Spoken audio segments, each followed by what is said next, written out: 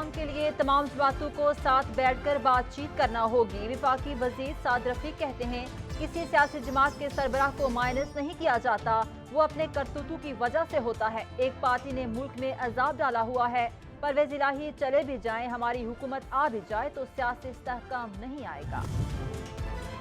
Election commission کے فیصلے کے خلاف پی ٹی آئی کا احتجاج اور کار سرکار میں مداخلت کا معاملہ۔ عمران خان کی عبوری ضمانت میں 31 جنوری تک توسیع، عدالت نے عمران خان کی حاضری سے استثناء کی درخواست منظور کر لی۔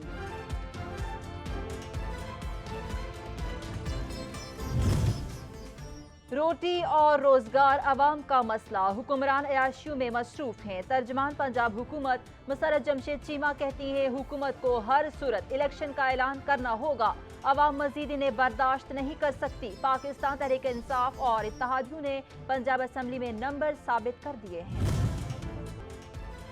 صادق آباد میں آوارہ کتے بے لگام ہو گئے، آوارہ کتوں کی برمار سے شہری خوف میں مبتلا ہونے لگے۔ کتوں نے 4 افراد کو کاٹ کر زخمی کر دیا، زخمیوں کو طبی امداد کے لیے ہسپتال منتقل کر دیا گیا۔ اہل علاقہ نے انتظامیہ سے کتا مار مہم شروع کرنے کا مطالبہ کر دیا۔